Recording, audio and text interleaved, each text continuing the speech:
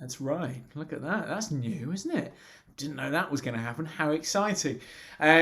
So, yeah, we are doing octaves and we're going to look at it from a riff perspective. Okay. And as I say, hopefully it will help you to learn 1,000,001 other riffs that are related to this, because there's so many. I just played Stevie Wonder and Led Zepp, but there's just it's infinite across the ages.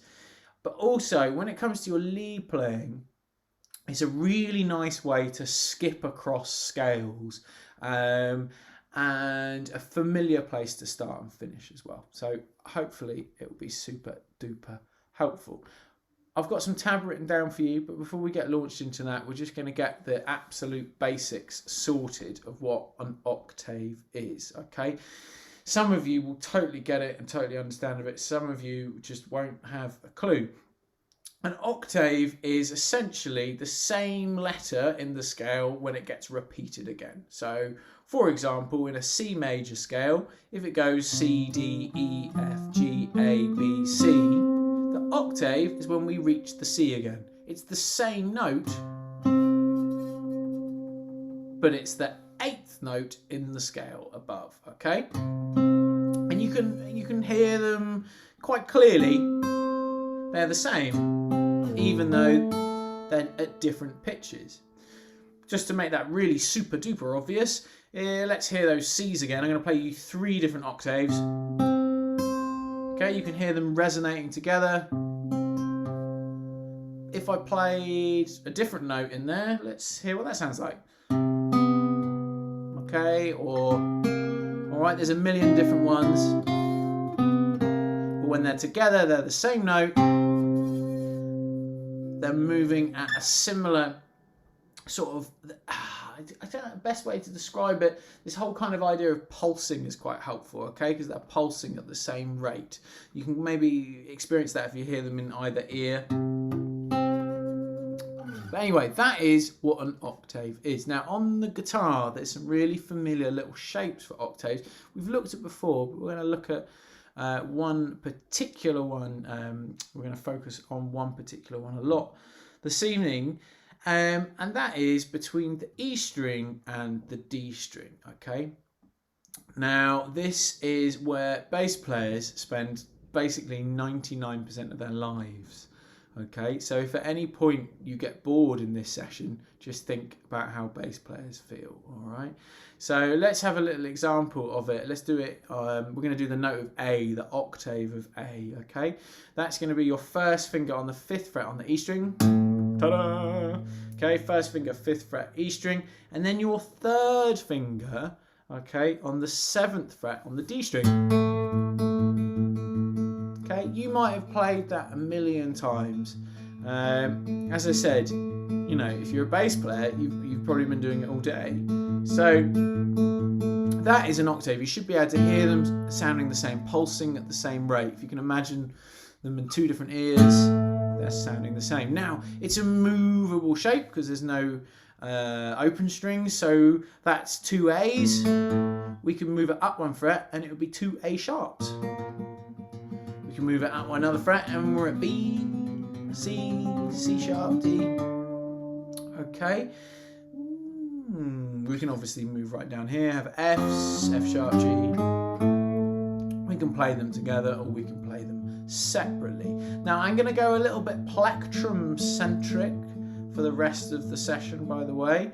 There's no reason why you can't use your fingers, but for this stuff I'm going to go a little bit plectrum centric. Might be worth giving it a little go.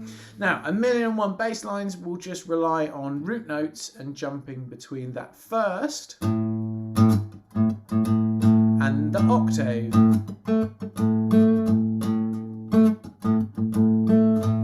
That's why I'm relating it back to bass players, because it gives us the ability to have some kind of difference, but we're still just playing that all-important root note.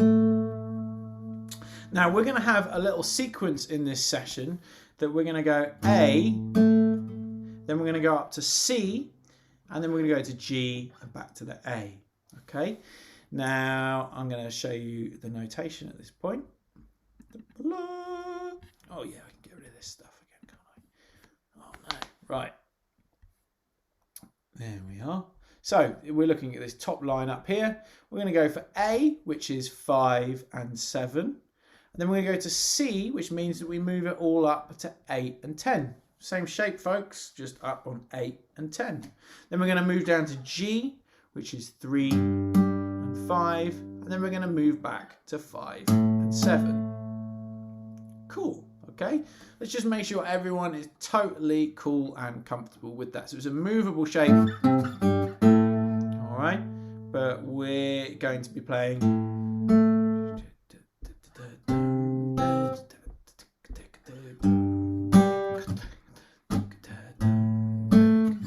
Okay, now, if at any point you want to opt out and play along to the chords, then the chords are written above for you there as well. We've got A minor and C and G. Welcome aboard, Rich. Nice to see you.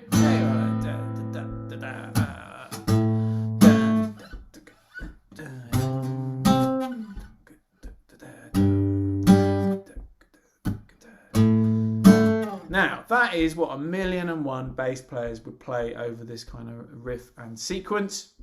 So it's a really fantastic thing to get your head around. Anyway, so it'll just help you to understand, a different perspective of music, if you like. So we just want to be super comfortable and confident at playing that.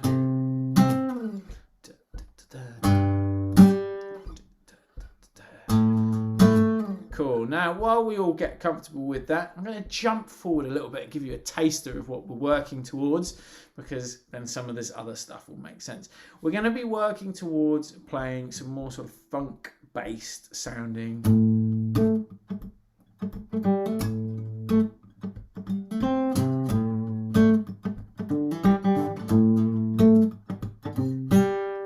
That kind of thing, okay? So what we're going to want to work on at this very early stage is our little sort of nuanced rhythm techniques, all right? First of all, talking about the fretting hand. So as you play this simple riff round, I want to make sure that you've got control over the length of notes, okay? So rather than just going 3, 4, 3, 4, 3, 4, I want it to come out like this.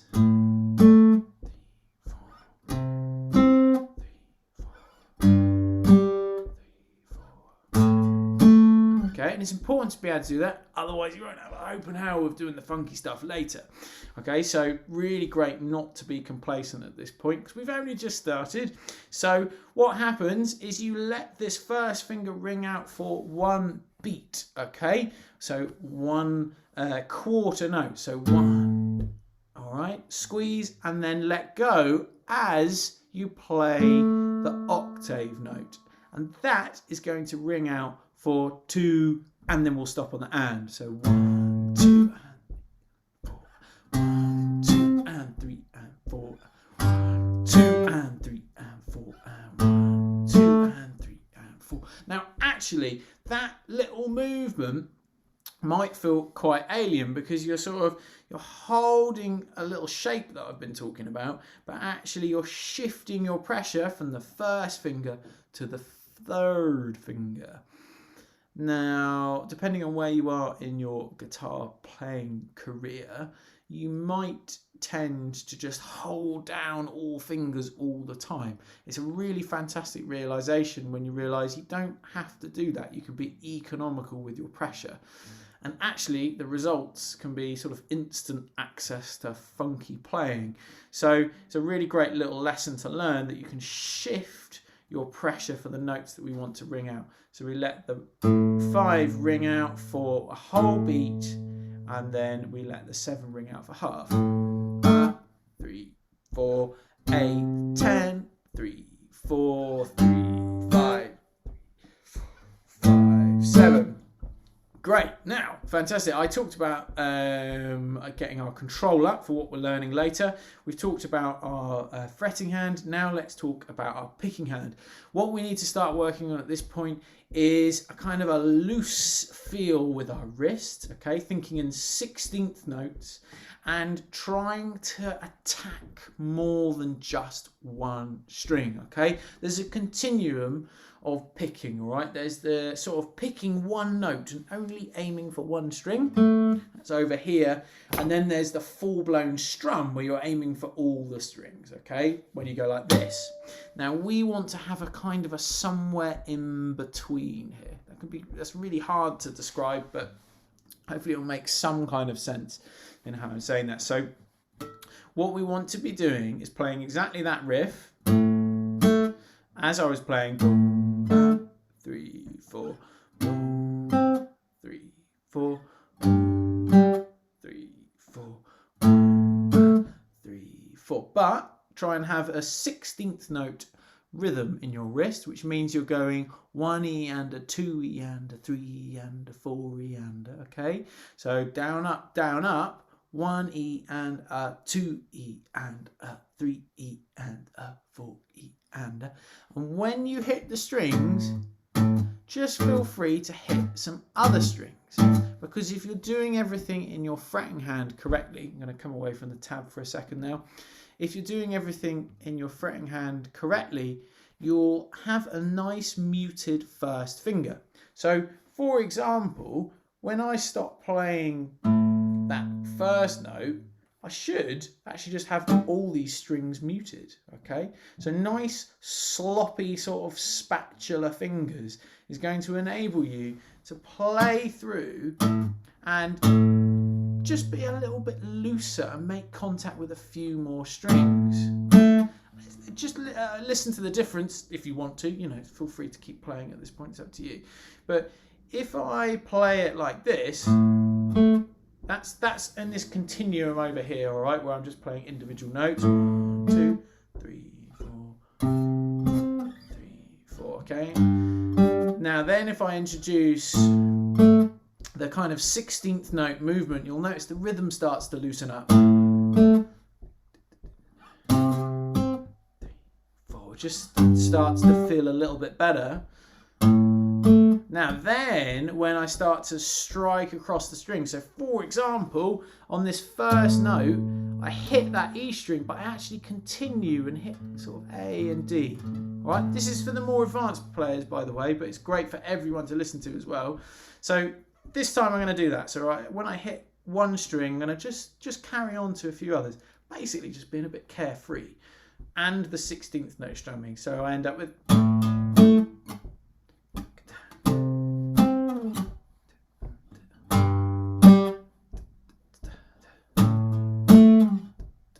Everything starts to come to life a little bit. There's a little bit more percussion.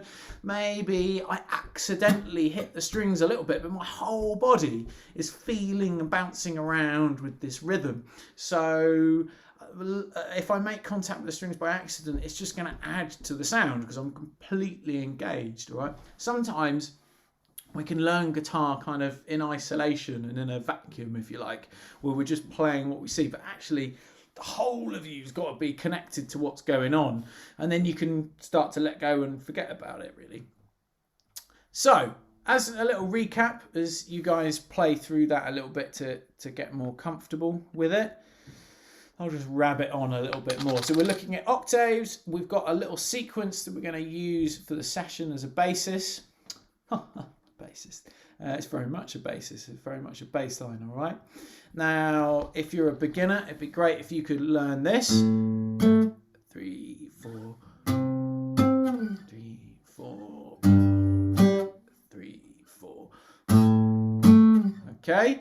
If you really get sick of playing octaves, then please feel free to play the chords, which would be A minor, 3, 4, C, 2, 3, 4, G, 2, 3, 4, A minor, 2, 3, 4, okay?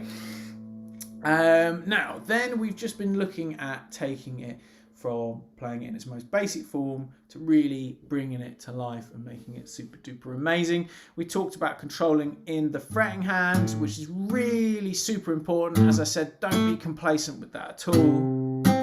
Okay, see if you can start to command it even more, take it a bit further, maybe make them all shorter. Okay, It's up to you to sort of bring in a little bit of discipline to see how far you can take that as control, all right? Then I talked about, still in a fretting hand, where we've got a nice loose sort of spatula fingers, if you like, so they're just laying across the strings. So when we're not putting pressure on anything, we've got this lovely muted sound, so that when we play, we can play across all the strings or a few of them to get a bit more attack. And then finally talking about having a 16th rhythm going, 1E and a 2E and a 3E and a 4E and a.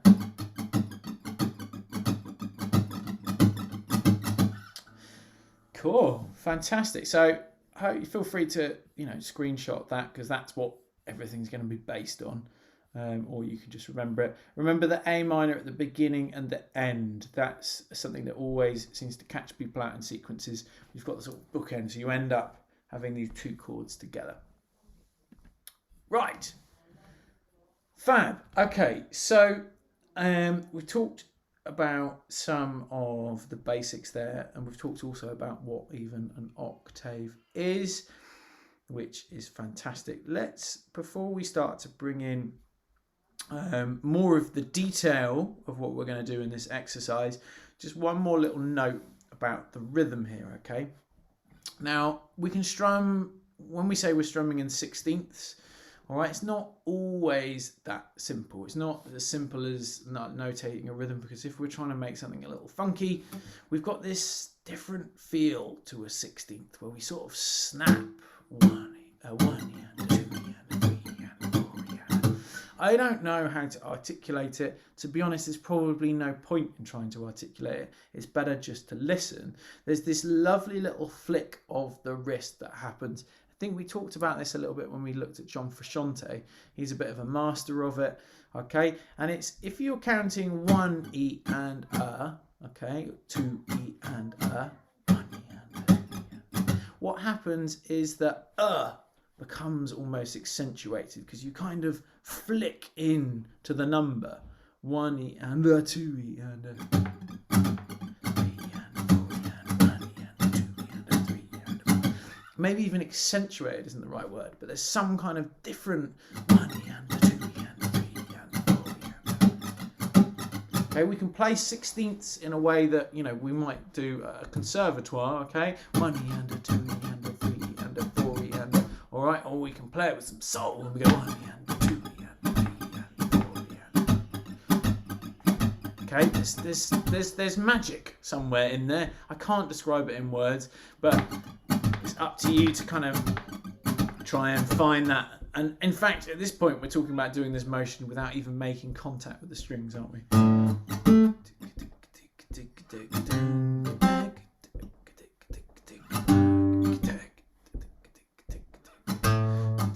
Great. Okay, cool. I can see lots of bass guitars. That's fantastic. Great. Really cool. Excellent. All right, so that is the foundation of everything I'm going to be working with. If you've really got stuck into some of those things that I've said, hopefully the next bit will be nice and easy. Okay, we're moving out of beginner land here for this next bit that I've written out for you a little bit. So please, if you're more of a beginner guitarist, or I don't know, even early intermediate, I don't know what you want to call it. Who cares? All right, this might be a little out of reach, but do not worry, because you're still going to be able to enjoy playing round and round. Okay, so we're going to move to this, which should sound like this.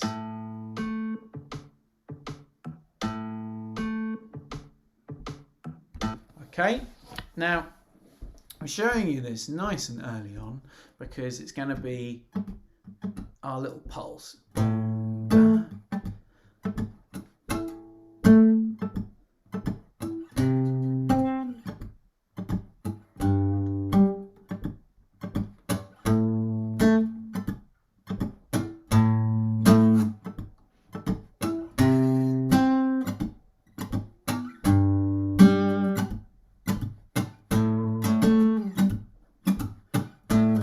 Okay, so what is happening here is we've got our 16th rhythm, 1 and 2 Rihanna, 3 Rihanna, 4 Rihanna. But we're going to make contact with the strings in several key places. Okay, we've got our down, down, 1, 2, and then we're going to miss then, down, up, down, and then we're going to make contact with the strings on the and then the number. Okay, so that was the bit that I was talking about that was really crucial in the 16th feel. Okay, so it's before, it's on the and then into a number. So boom, okay, and then we do exactly the same place on the 4 and then we have down, and then we do another downstroke.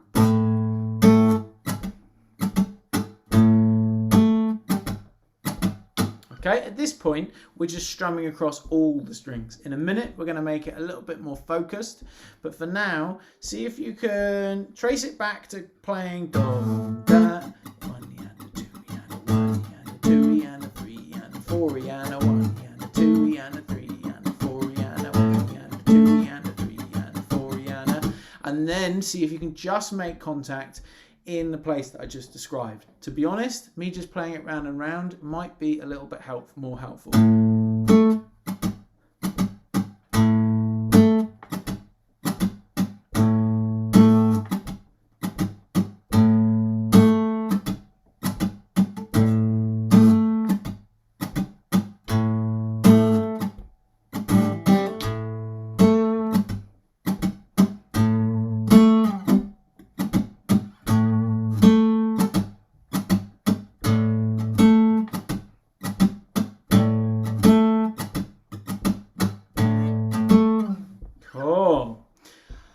Okay, so I'm going to take that notation away for a second. We're just going to have a little jamboree for a second, all right? So if you're, well, it doesn't matter where you are, you've got some choices. You could play your riff now like this. 3, 4, 3, 4, 3, 4. Okay, that's totally cool to do. A, da, 3, 4. 4. You can make that nice and flamboyant if you want, with some strumming in between or something like that. Okay, it's up to you. You could be playing the chords A minor, 3, 4, C, 3, 4, G, A. Or you could be doing this little rhythm that we just looked at now, all right, which is boom, da, da, da, da.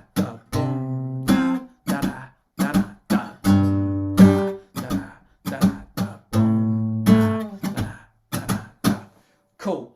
At that point, I'm just gonna go for it, Neil. Go for it. Can I just ask the beats between the syncopated beats? It's sort of down, down, up, down, up, down, down. Is that the rhythm? So it's play, down, play, down, up, down, up, down, down. And the up, down, and the up, down, dampened, then up, down, dampened, and then down, dampened, and then note, note. Yeah. I think so. The last bit you said, I didn't quite get, but when you said it before, that was spot on. Yeah, down, down, up, down, up, down, down. So note, note, chunk, chunk, chunk, chunk, chunk. Spot on. Absolutely. And they should use those terms in music more. Love it. Yeah, totally. That's right. That's right. But it's all those 16ths. So let's go round. I mean, that's all I'm going to say at this point, all right? Because we just want to get a feel for this stuff. We can go round. If you're bored senseless, you know, and you're really like, oh, I just want to do some crazy soloing over it, you're really welcome. So if we're playing this round, just feel free to take it where you want and use the A minor pentatonic if you want, all right? This is just an opportunity to play together round and round for a bit. So I'm going to go around that sequence. I'll get the music up the original little sequence up here. All right. Everyone hopefully will have a nice flavour and feel for what's going on. You can just experiment with that 16th feel, and then we're going to really hit in to playing the little nuances in a second. All right. I was going to add a guitar strap, but I don't think we'll do that. Okay, here we go then, folks. So round and round. I might switch between chords and octaves just to make it a little more interesting for you. Hopefully that doesn't throw you off too much. I'll shout beginning a couple of times just so you know where we are. Okay, here we go. 1, 2, 4, and...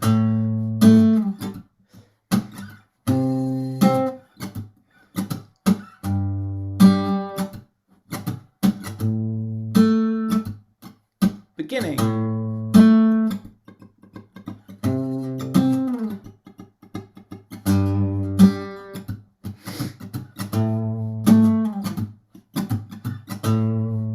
Beginning.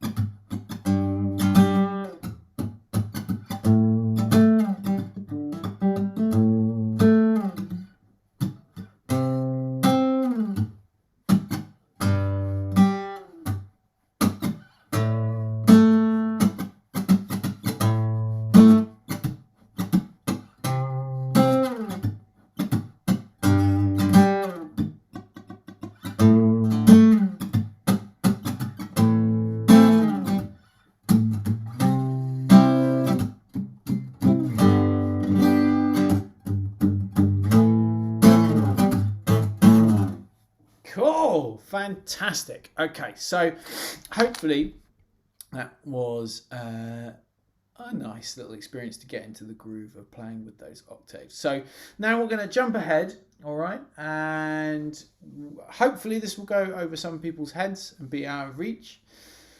But maybe not. Who knows? But again, it's just that idea of catering for absolutely everyone. Okay, so if this is, even if some of it has gone over your head already, please don't worry. That's just so that everyone has a little bit of something new.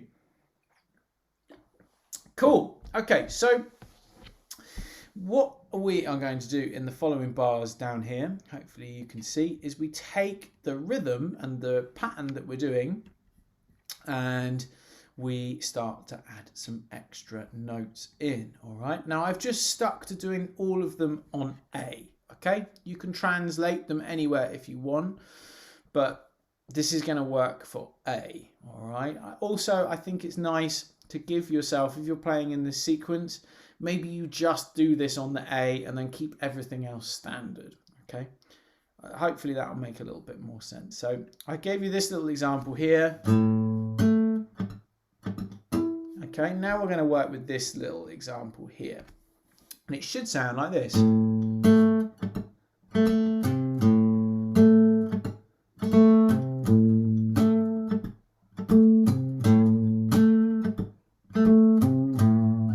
Okay, so what's happening? Well, all we're doing is actually just making pressure on the 7th fret there, okay? However, we're also just being a little bit more accurate with our picking as well. So we don't want to be like super clean with our picking. We want to still hit a few strings to get this lovely loose kind of way of playing. But we want to be accurate enough to be showing and emphasizing the notes that we want.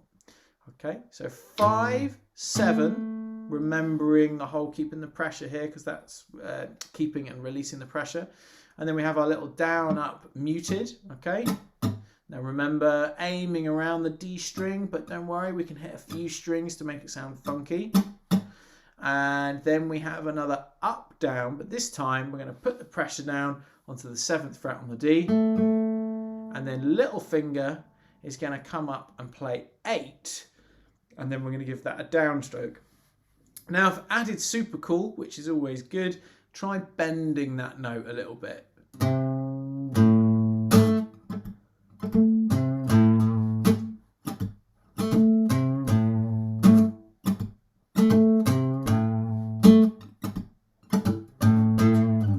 Okay, so we had the first exercise, which was this.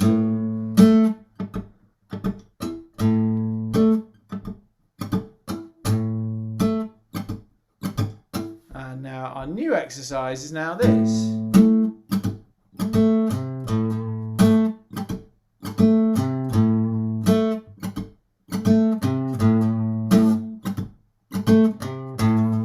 Okay, great. Just going to move this out of the way. Brilliant.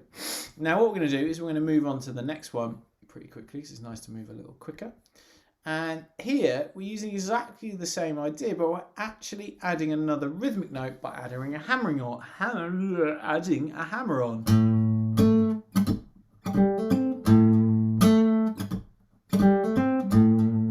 Which is nice and suitably tricky. So we have our 5, 7, we have our up, down muted, and then we have our up muted, and then we play our 5 on the D string, hammer on to 7 very quickly, and then a downstroke on the 5 on the G.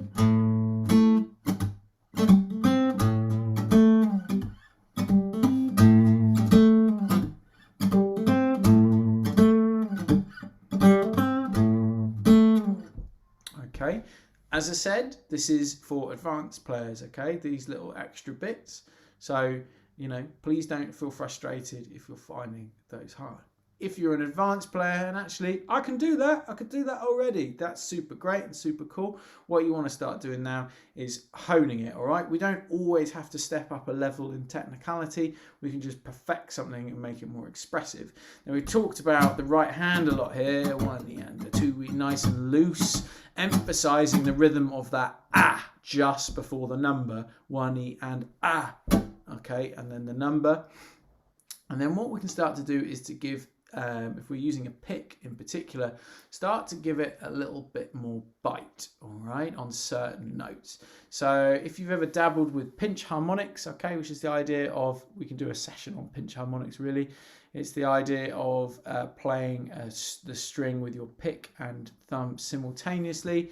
Now there's, as with many things in guitar, there's a continuum of that. We don't always have to have a perfect pitch harmonic, but we can sort of choke the string by just digging in with a little bit more flesh, and that can bring octave stuff to life a load as well.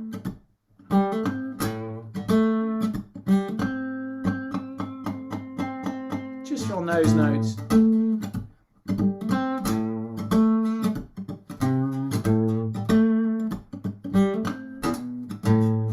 Okay, again, that's for more advanced players there. All right, so there are 3 quite tasty little examples of using octaves there, and they will relate to so many other riffs as well. If you go and learn Stevie Wonder's Superstition with some of these ideas in mind, you're going to play it a million times better than you would have done if you had have just gone to learn Stevie Wonder's Superstition, to get this feeling of these 16ths and this lovely soulful lift on the before the number. It can be really great. Okay, so we're going to jam through again just to give us a chance to play. I'm just going to explain what we're going to be playing. We're going to be playing the same riff again. Okay, you can play the chords if you want. And these little examples that I've given you, just play them over the A. So for example, if you were to do the 3rd example that we've done, we would play something like this.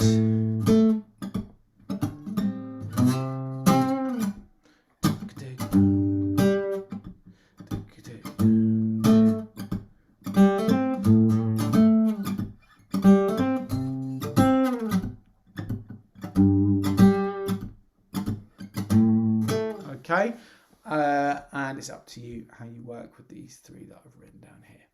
All right, I think I'll stop sharing at that point and we'll just get playing around, have a bit of fun with it again. A little shorter jam this time, I think.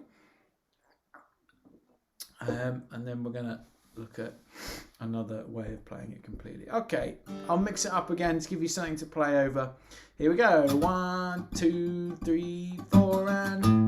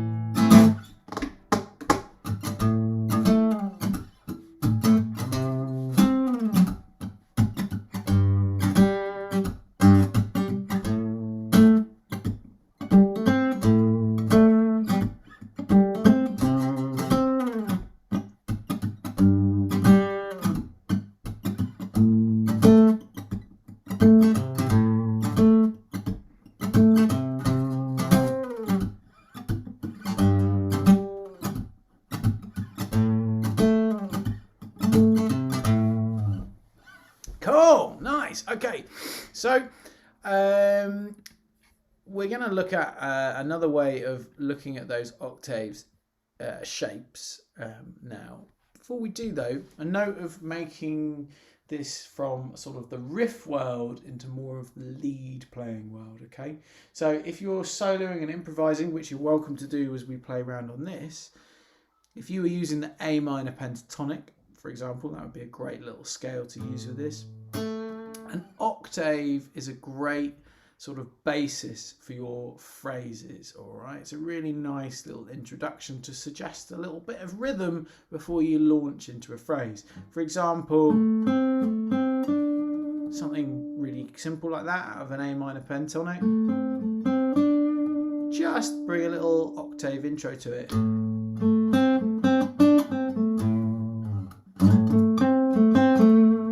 Just gives us somewhere, I don't know, somewhere different to go without always having to meander around notes, all right? The tendency when we're thinking in rhythm sometimes, when we learn improvising first off, and you've learnt scales, the tendency is to sort of, you know, move around when we want to play rhythm. But actually, we can just dart around with one note, but also we can dart around with one note, but just play with the octave.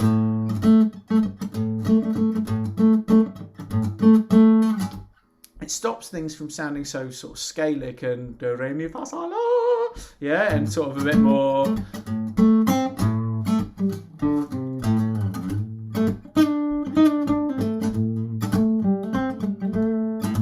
I don't know, just gives us a little bit of a grounding to play with. That's just a little quick note. You could throw that into your own playing as and when as you wish. Right, last little focus is this is going to take us away from our cycle and sequence for a second. So please bear with me. And we will return back to our little sequence and cycle before we finish for one last little jam. So what we've got here, folks, is we're working with exactly the same rhythm again.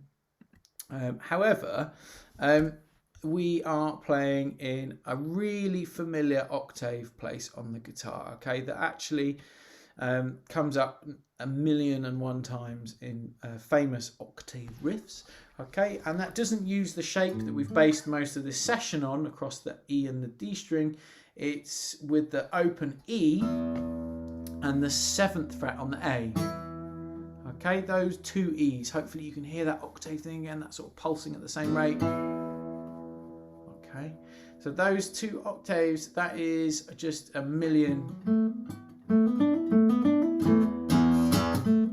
All that kind of stuff. It's just crazy how many riffs are based around here. So I wanted to spend a little bit of time there. And I've here, as a few examples for you, I've used exactly the same rhythm.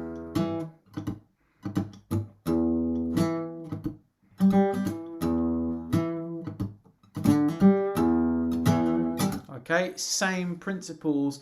Can be a little more tricky in the sense of you have to think about muting here because you've got an open string. You want to bring in your right hand, sorry, your strumming hand or picking hand to mute that E quite a lot, okay?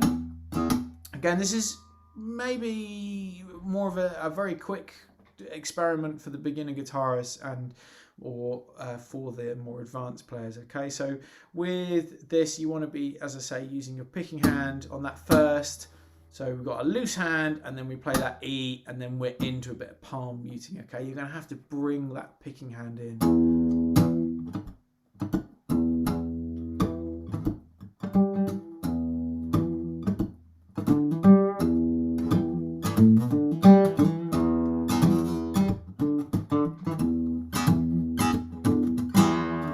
Okay, there's lots of wonderful little notes around that octave shape that can just give you endless hours of jamming fun, and that is very simply using your octave of open E and 7 on the A, and then just across E, A and D, 5, 7, 5, 7, 5, 7. Okay, simple stuff. If you just had 2 fingers, you'd be fine at playing this, all right? But just endless effects with a 16th rhythm in the right hand or the picking hand, 1 Eana, 2 Eana, 3 Eana, 4 Eana, having that constant E, E.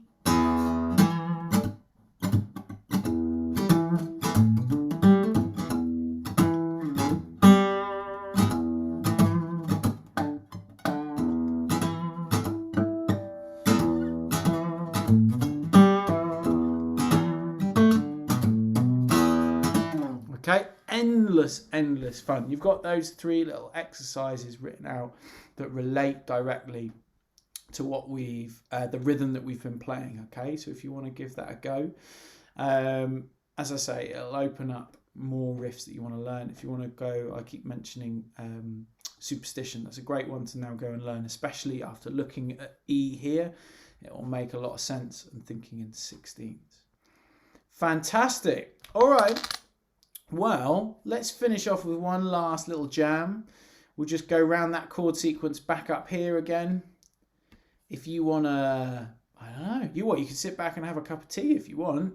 But if you want to play the chords, if you want to play the octaves, if you want to try some of the riffs, if you want to just solo, if you want to, I really don't mind, as long as you're enjoying yourself. I'm going to take this away for a second. I will give you a link to it again at the end. And I will also obviously upload this as well, so you guys can all access it. But let's have one nice little jamboree for a bit of fun.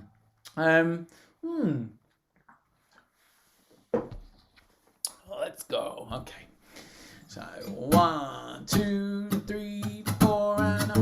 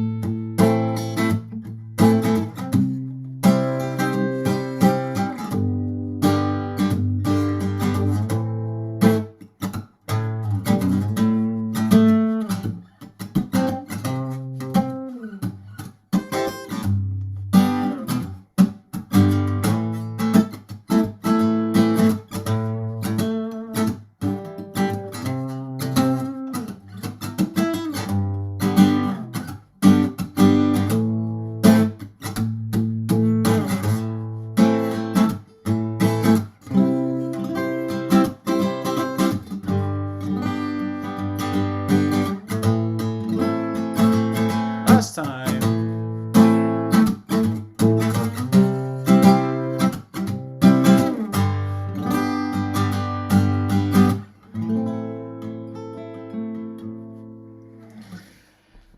Fantastic. I hope you enjoyed.